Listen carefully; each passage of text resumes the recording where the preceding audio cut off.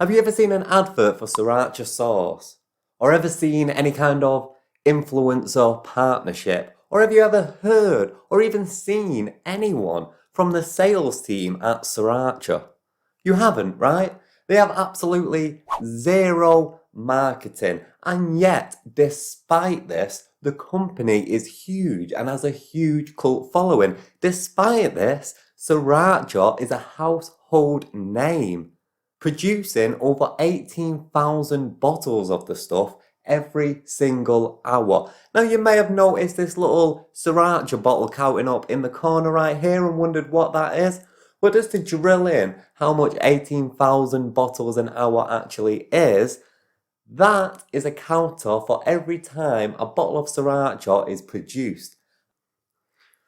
Recently, I've seen things like this on eBay, £197.68 for a bottle of Sriracha. Check out this one, £753. Is that a joke? That is a crazy amount for Sriracha, and anywhere you look in any kind of supermarket or online, it's just out of stock. You can't get hold of it. Resellers on Amazon, eBay, Craigslist, they're all pricing bottles of Sriracha for ridiculous amounts of money. And here's the thing, people will pay it. People are bidding on this. People are buying this stuff. But why? Why is that? If you're from the future watching this video, you must think we're absolutely crazy. This video is going to serve like a time capsule for 2023 and just how crazy it was when bottles of Sriracha was going for this amount of money and people were actually paying it. But why is that? Why is this happening? Well, Sriracha's key ingredient is red jalapenos, and they source these from different places. One of those is Mexico. And in Mexico, there has been a drought which has been depleting water supply in the Colorado River and has led to a scarcity in red jalapenos. They're not being made as much, or people can't get hold of them as easily as they could last year or the year before. For Sriracha, this is a big issue. Sriracha produces 20 million bottles per year. For that kind of quantity, they need like £100 million worth of red jalapenos. That's a lot of peppers.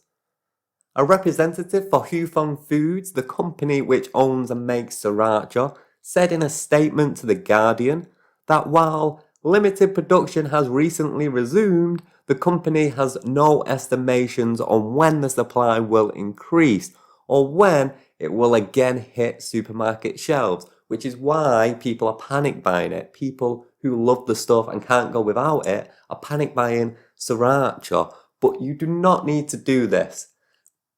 As the representative said in the statement, production has resumed. Don't go spending a ridiculous amount of money on a bottle of Sriracha. It will come down again very shortly. It's a waste of money to do so. Just take a breath and relax, okay? Take a breath with me in through the nose, all you Sriracha lovers.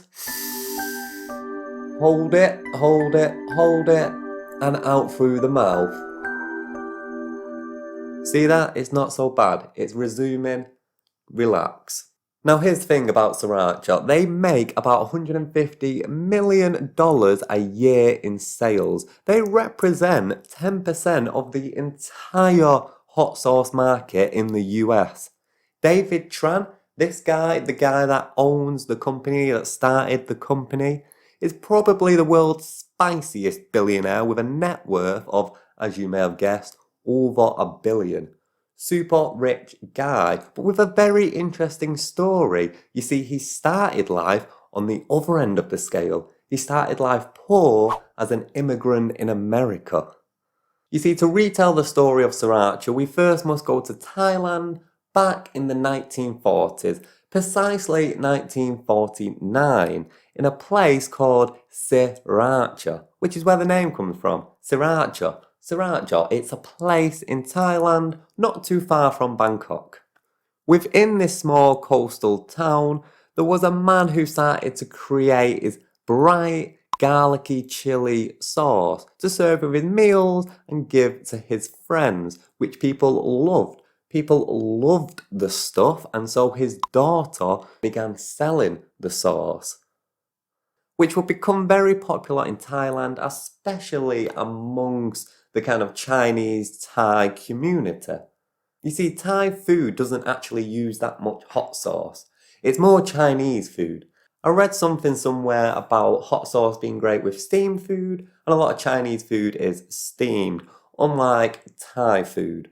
So the Chinese community living in places like Thailand and Vietnam were really wanting a good hot sauce, and this hot sauce fit the bill. It worked perfectly, and so a company was born named Sriracha Panic. This hot sauce, this sriracha, would become the most popular hot sauce throughout Asia for decades to come, and would inspire a man of Chinese ancestry who was born in Vietnam to make his own hot sauce, a man named David Tran. So for this, we're going to fast forward in time to 1975. Vietnam native David Tran started slinging hot sauce of his own, based largely, as we can assume, on this recipe. After about 3 years, he and his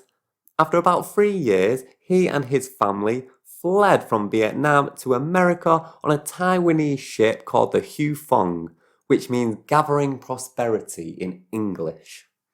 He would arrive in Boston, where David would notice that there wasn't much hot sauce, but there was a lot of Asian immigrants.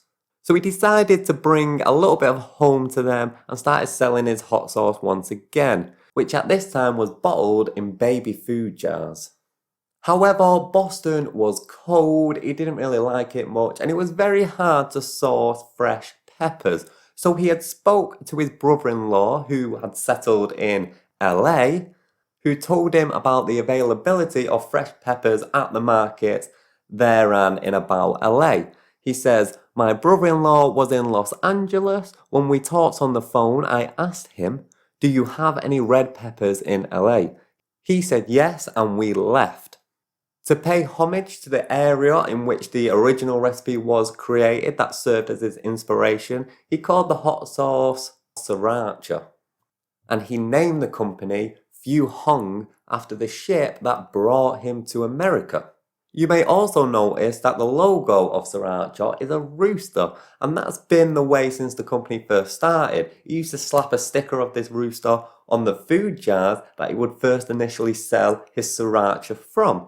The rooster represents his zodiac sign. In Chinese zodiac, the rooster was his birth year. Funnily enough, the rooster is also my birth year. In Chinese zodiac, I'm a rooster. I'm a rooster, baby. Cluck, cluck.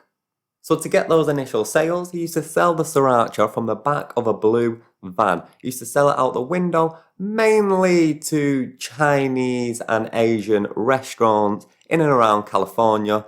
In the mid-80s, he moved his product all along the California coast, just selling to restaurants. So he never had any need for marketing because it wasn't a product to consumer business. It was business to business. He was selling to restaurants. So he would just show up at these restaurants, let them have a try of it. They would love it. They would stock it. And it became kind of it grew this cult following amongst chefs who would use it as a magic sauce, their secret sauce. It was at this time that he also swapped the baby food jars for squeezy bottles. On the bottle, fun fact, there are 5 different languages, and the green top, that represents the freshness, because the traditional Sriracha would normally use dried peppers, where David would use fresh peppers. So he wanted to showcase this in the bottle, so he did so with a green top. All these ideas came directly from him. He didn't have a team of people or creators telling him what to do. He was just doing what he wants and what he knows from his own experience. Which goes on to what I was saying before. They don't do any marketing. Before long, it became popular not just with chefs, but with consumers as well. And so supermarkets and stores started to stock the stuff and people started to love it. He relied solely on word of mouth, not advertisements, not commercials, not influencer partnering, just pure word of mouth. He just trusted the product entirely, and that's how it grew this cult following which it has.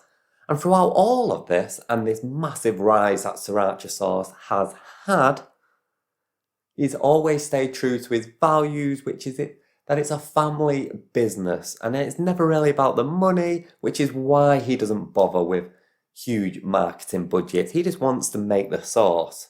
It just so happens that it became incredibly popular. In fact, over the years, many different investors have approached David to try and buy the company off him, and he's always turned them down no matter how much money they offer. And that's worked out for him quite well. I mean, like I said, $150 million per year in sales, and the man has gone from immigrant slinging sauce out of baby food jars from the back of a van to a billionaire.